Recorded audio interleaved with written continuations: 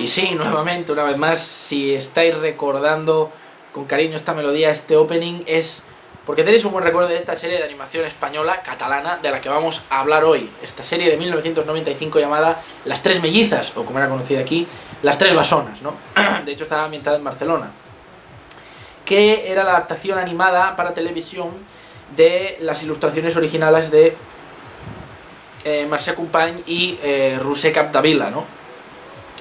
Y lo más curioso de Las Tres Mellizas es que es una de esas obras que más ha traspasado fronteras, ¿no? de los cuentos, ¿no? De la animación infantil española.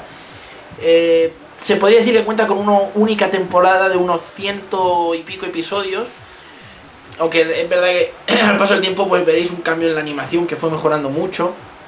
Luego sí creo que remejoró la adaptación de algunos capítulos. Y bueno, la serie en años posteriores, no en la década siguiente, gozó de tal popularidad que se emitió en el resto de Europa, en muchos otros países de Europa, Francia, Alemania, Inglaterra, e incluso llegó a Estados Unidos, ¿no? O sea, wow, para una producción de animación española, plan para los nenes, es un mérito enorme, ¿no? Pero es verdad que tenía una especie de sello propio con el dibujo. Los tres personajes principales, ¿no? Pues eran tres mellizas, eran iguales, no se distinguían por el color de sus vestimentas, ¿no? Teresa, Ana y Elena, ¿no? Una de rojo, una de verde, otra de azul. Eran personajes muy entrañables para los niños. Sus amiguitos eran los ratoncitos aquellos. Y luego estaba el antagonista de la obra, que era la bruja aburrida, ¿no? O sea, la bruja aburrida, que era una malvada bruja que siempre castigaba a las nenas porque eran muy traviesas, ¿no? Eran bueno, no malas, pero hacían las típicas travesuras de niño pequeño, ¿no?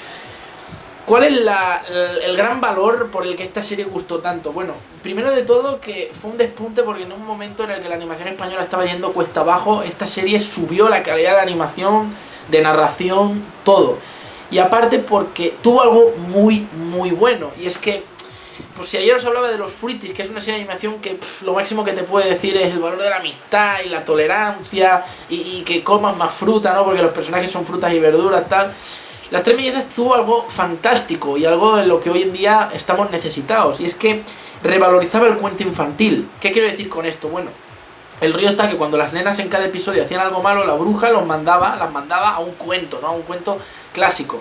Las mandaba, pues yo qué sé, a Pulgarcito, los mandaba al flautista de Amelín, todas estas historias, ¿no?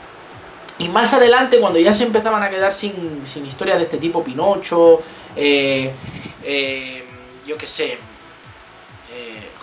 Hansel y Gretel, todas estas, ya empezaron a utilizar ya historias más del folclore, ¿no? Del conocimiento general, yo qué sé, pues la historia de David contra Goliat, Hamlet, luego también había historias pues de Don Quijote.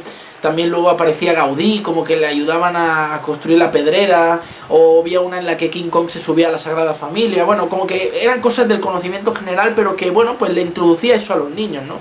Claro, ¿qué es esto lo bueno que tenía? Que todas esas historias que se empezaban ya a perder en la narración tradicional digamos, por culpa de la televisión e internet, Las Tres Mellizas lo rescataban, ¿no? Es decir, antes la única forma de transmitir la información, esto si habéis estudiado lengua castellana o literatura, de cualquier idioma lo sabréis, era a través de la narración de historias. Es decir, como la gente no sabía leer, la gran mayoría de la población no sabía leer ni escribir, eso era un gran lujo reservado a los ricos, los poderosos o a la iglesia.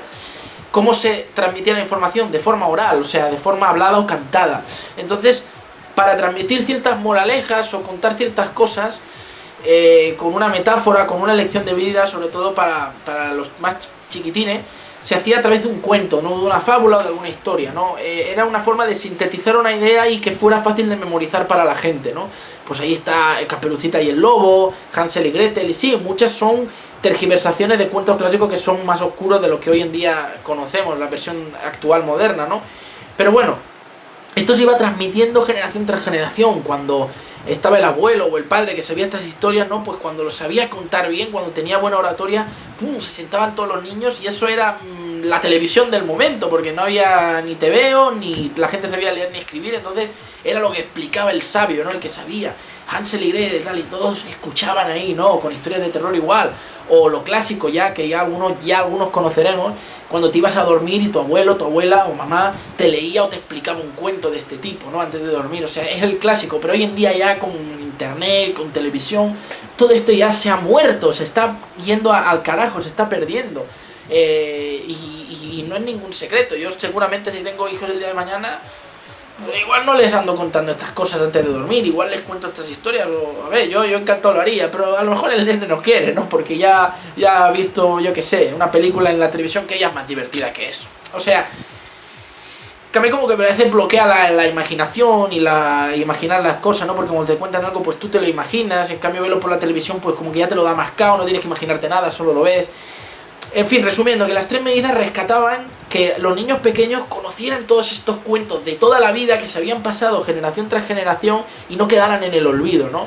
Recuerdo que también había una obra de aquí catalana que era una mà de contes, o sea, una mano de cuentos que hacía lo mismo, ¿no? Pero era más bien narrar el cuento mientras se dibujaba o representaba de una forma plástica muy creativa. También os hablaré de ella, me encantaba. Pero bueno, las tres mellizas tenía este rollo de que como eran las protagonistas, luego como que interactuaban con los personajes del cuento y ayudaban a resolver el conflicto ellas y todo, pues era muy entrañable. Lo malo es que, bueno, la serie era muy repetitiva, cada episodio era exactamente igual que el anterior, o sea, era el mismo prototipo. Las niñas hacían algo malo, la bruja los castigaba, iban a un cuento, lo resolvían y de premio volvían, ¿no?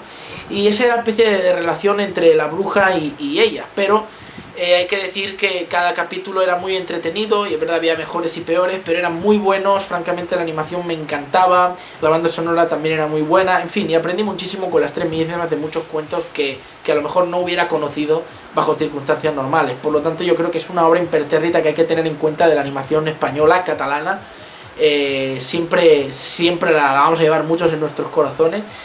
Y sin duda es una serie que ha envejecido muy bien y es de las más despuntantes de la animación de aquí, de nuestra madre patria española, ¿no? En fin, muy recomendable, sobre todo para los pequeños, igual para los grandes ya no, pero para los pequeños sobre todo, y sin duda una de esas obras que rompen fronteras y rompen generaciones, ¿no? Pasan a lo que sea. En fin, gracias.